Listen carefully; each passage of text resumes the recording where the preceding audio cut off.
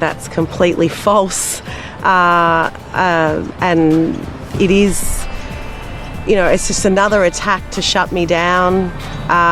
The colonial system is all about shutting. Ladies and gentlemen, do you think that was appropriate, the way she went about that? If I was preaching in a church and that woman come running in there like that, I'd have it taken out.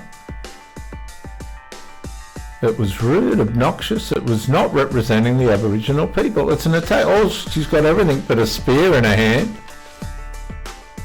And basically what she's saying is, if I had my way, I would throw it at the king. This is the malicious mindset of these types. The radical, fanatical, rogue mindset of these types. These people, the Aboriginal people, the dignified ones at least, say that she does not represent the Aboriginal people. She certainly doesn't represent the Australian people. Black women down in this country, they've got a very good track record of that.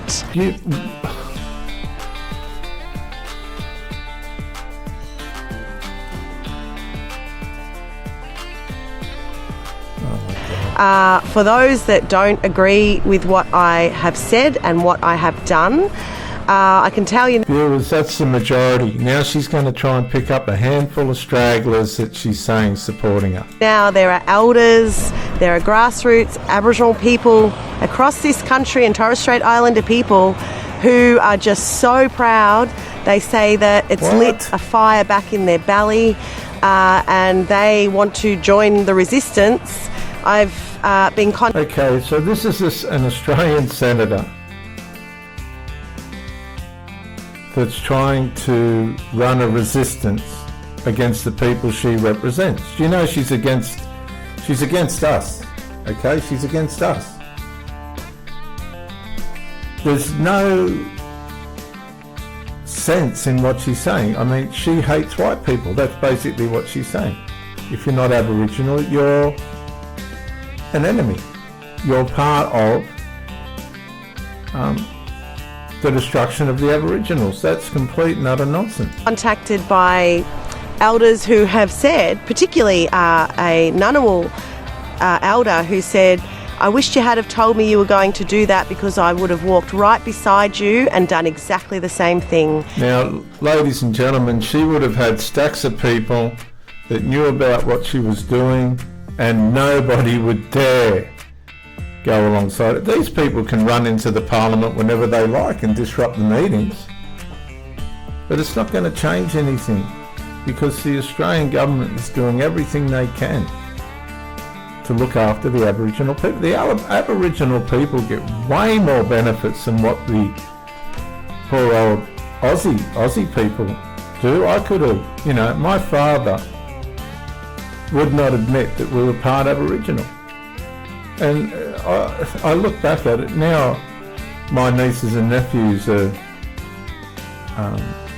part of it due to their ancestry, but I missed out on so many benefits. I missed out on hundreds of thousands of dollars. Okay. So I've just been overwhelmed with supporting messages. I don't listen to the noise of those who have chosen to assimilate into the colonial system. Right, okay, so she's also been contacted and abused as well. Right, this woman she is so up herself. This is going to turn around and bite her in the arse so badly. That's their decision. I've decided to be a black sovereign woman and continue our fight against the colony and for justice for our people. All right, viewers, she's part of the bloody colony. Her father's an English Irishman. Oh, God. Statistics. Yeah. It tells a very bad story about the plight of our people in this country. I will come to some parliamentary criticism that's been made of you, but I did just want to pick up on the King's speech given that day on the Monday in the Great Hall. Do you acknowledge, having heard it of course, that King Charles asserts a strong familiarity, even affinity for Indigenous culture and heritage in this country, as I listen to it, because of his many visits to this country since he was a boy. In that sense, I suppose the question is, did you get the wrong guy? My view of this woman, as you look at her sitting there, she's so self-indignant, self-centered and prideful. I think she's lost touch with the way in which she's portraying herself. Well, that's called smoothing the dying pillow, Greg. What? We'll just say some niceties along the way while we continue to commit genocide against First Peoples in this country. 24,000 Aboriginal and Torres Strait Islander children in out-of-home care in 2024. Okay, viewers, where are the parents? Where are the Aboriginal parents? We know that there's tremendous negligence and alcohol abuse, substance abuse, domestic abuse amongst these people. It's not because of us, it's because of their way.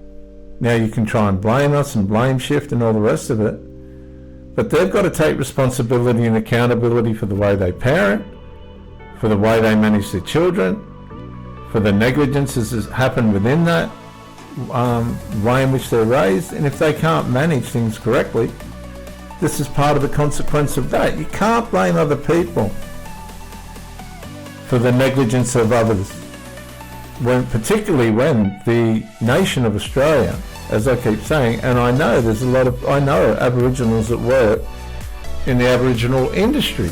They're getting millions, hundreds of millions of dollars. 600 deaths in custody, no one ever held accountable. The suicide rate is off the charts. The land and water theft and destruction is, what do we have left?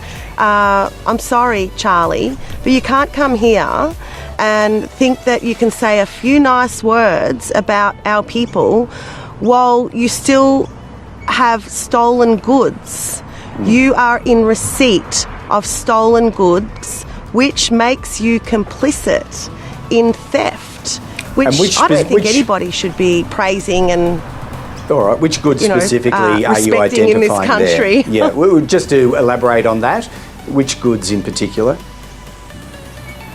Well, we're talking about the stolen wealth. So we're talking about our remains that our old people have been flying overseas for decades, longer than I've been alive, demanding that we have our remains back in our own country so that we can put our people to rest in their own country. Can you see how crazy that is, viewers?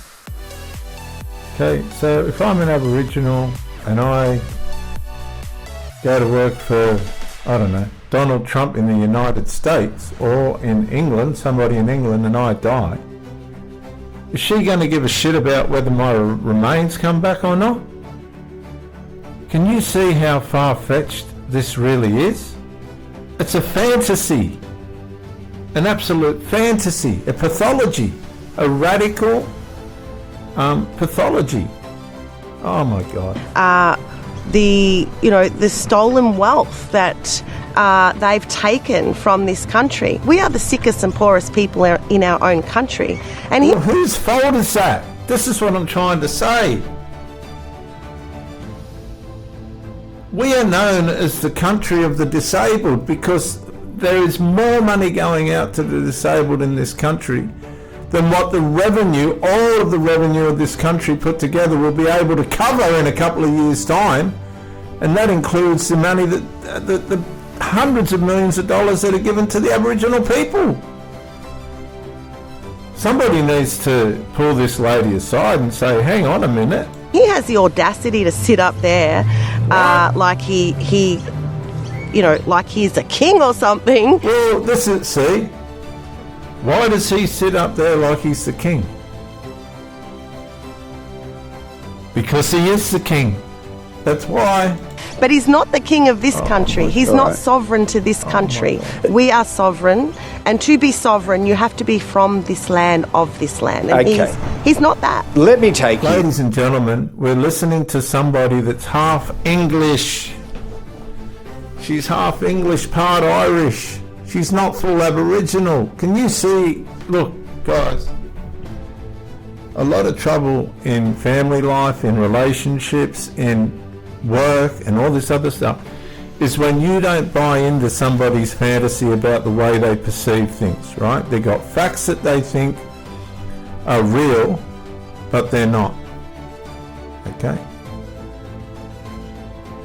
And if you don't buy into that fantasy, then you get this smug, arrogant, wayward, foolish mentality come at you. We ain't seen nothing yet what these people are capable of, because they're coming from all classes and cultures and left wokest mentality. To that asserted sovereignty, because it has been questioned, you may have noticed, as recently as this morning by Bridget McKenzie, the Nationals senator from your own state. Did you, Lydia Thorpe, renounce your sworn parliamentary affirmation to be faithful and bear true allegiance to the monarch? Did you renounce that in the comments you delivered in the Great Hall? Well, apparently, according to Lydia, and she'll explain this herself, she never made an allegiance. I don't remember doing that. And I swore allegiance to the Queen's heirs. If you listen close enough, it wasn't her heirs, it was her heirs that I was giving my allegiance to. And now that, you know, they're no longer here, I don't know where that stands. But okay, so it's all right for these people to die and all the rest of it, but if an Aboriginal dies, we're going to fly planes and send boats and rescue missions to get back people's bones? Ladies and gentlemen, you've got to understand how far-fetched this is. She's just said that she has forfeited her position in the Senate by way of admitting that she hasn't sworn correctly into the Senate. She's just undermined her own authority. Right, so what's the significance of that? I'm not giving of that? up my job. I'm not resigning. What's the significance of that mispronunciation? I don't know if that's the right description, but in using that phrase, and you did deliberately say hairs as you swore your affirmation in the Senate. What's the import of that? Does it invalidate your oath of affirmation, or your statement of affirmation? I'm not an expert on the... No, you're not a member of the Senate. She's a rebel. She's an intruder. The only reason she wants to be there is to have this oxygen that she's getting from the position. You can see she's indignant, prideful, a bully. She's of no benefit to the Australian people. I don't think the Aboriginal people either. Colonial laws. The only experience I've had with colonial laws is the violence of them, and the violence of pledging allegiance to the oppressor is absolutely out of date and absolutely a disgusting thing to make someone do. You know, this country wants to swear allegiance to a king from another country whose ancestors have been responsible for massacres, so many massacres in this country, killing our children. And ladies and gentlemen, she's not telling you about the massacres that the Aboriginal people inflicted on themselves, and I'm not trying to be partial or justify the war that the colonists had when they were met by the Aboriginals. But that's part of taking a land. They were conquered. The bottom line of it is the Aboriginal people were conquered by the colony. Now, she's not prepared to accept that. That's on her, but you can't take back what's been lost. It's not like they've been abused and neglected and everything she's saying. The government's poured millions into hundreds and hundreds and hundreds of millions of dollars into the Aboriginal people, and they've been unable in some ways to reculturalise, and that's fine. But if she's going to sit there as though she's a full full-blooded Aboriginal without any, English in her at all. She's having herself on. I went out with an Aboriginal woman in high school for a couple of years, and she was nothing like this woman. It was just quickly, this is what a full-blooded Aboriginal woman looks like. Okay.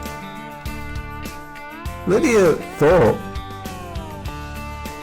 is possibly, more equally as white as she is Aboriginal. There's the real deal Aboriginals. There.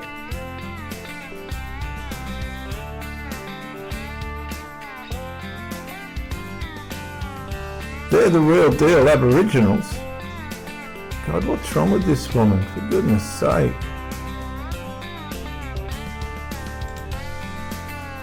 Now, women, why would I, with my hand on my heart, kneel to an oppressor?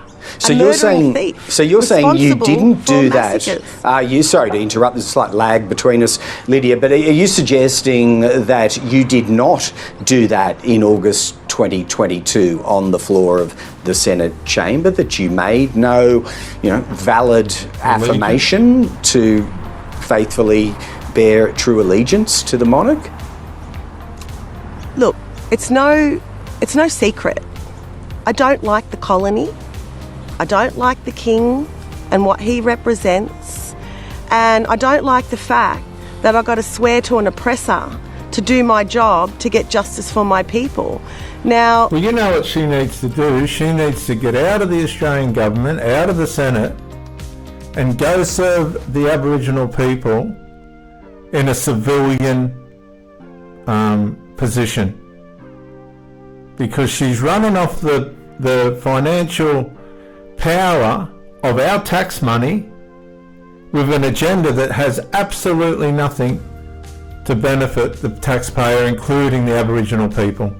I am there for one reason and one reason only, and it's not to make friends, it's not to get re-elected, it is to get justice for my people. And I think what is happening here is that we're being sidetracked to look over here rather than what I was saying. And what I was saying is we want what that king has that is ours, and we want him to return it in good faith. If you want to talk niceties, then give us back what you stole. It's quite simple. Okay. Do you expect censure or any form of parliamentary privilege process to be moved against you? How would you propose to defend yourself if it does happen when you're next back in the Senate? Well, we have to remember, Greg, that, black women across this country are missing and murdered right across this country. So are white ones. So are white ones. Now, a lot of those black women that are missing and murdered are probably at the hands of Aboriginal men as well. She's completely out of order. Completely.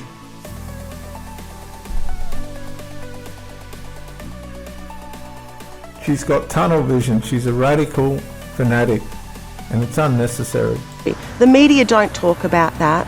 It's not a priority for this government. If the media don't talk about it, how come we all know about it? In a lot of ways, the media is doing the Aboriginal people, giving them some grace, because a lot of the abuse towards the Aboriginal women is from the Aboriginal men. And I'm a black woman. You're not. So of course. You're not. You're part white, you're part English, you're part Irish. We just had your father tell us. She needs to be kicked out of the Senate on a dot so she can go and serve this idealisation that she's made up without the blessing of the real Aboriginal people, and see how far she gets. We shouldn't be funding this woman. Parliament and its racist ways will try to shut me down for speaking truth. It's been happening for over 200 years, Greg. The reason why they'll shut her down is because she's not serving Australia or the Aboriginals in a way that's going to be fruitful, because the Aboriginals can't get any more out of the Australian government. They're getting hundreds of millions. They've got so many communities and support systems, and Aboriginal this and Indigenous that and this, that and all the other. They need, the Aboriginal elders need to confront this woman and tell her to stand down. Something has snapped in this woman's mind. She is just completely out of order. So I will see that as another opportunity to expose this country for what it really is. If they try to shut me down... How dare she? How dare she? Do you know what? People from all over the world want to come to this country, right? And she's saying she wants to expose this country for what it is. All she's doing is exposing herself for what it is. She's half white. Well, I've got international exposure, I've got international allies, and I will keep them briefed on this Parliament and any other senator or politician that wants to shut me down. I'm sure we can continue that conversation when you're next back in Canberra, and we'll await further developments around whatever it is that the Senate does or doesn't decide to do, Lydia Thorpe. But we do appreciate you fronting for a bit of a recap about what went on Monday. You're always welcome. Thanks again. Thank you, Greg, and this is a revolution and there's lots more to come. Yeah, there's going to be lots more to come. I think the Aboriginal elders, the ones that understand the situation as it is, would be completely out of sorts with this woman. She's forgotten that she is part of the colony by blood. All I can say is, as being part Aboriginal myself, I don't want her to represent the Aboriginal people like this. It's not necessary. There's too many benefits and gains being given to us from the colony in the form of, you name it, you can have it. And this woman has completely misrepresented not only the Australian country and the way in which people are trying to make it possibly one of the greatest countries in the world. She's taken the whole thing for granted. Kick her out of the Senate, let her go be a civilian and see how far she gets for the Aboriginal people, because she's doing the Australian people and the Aboriginal people harm.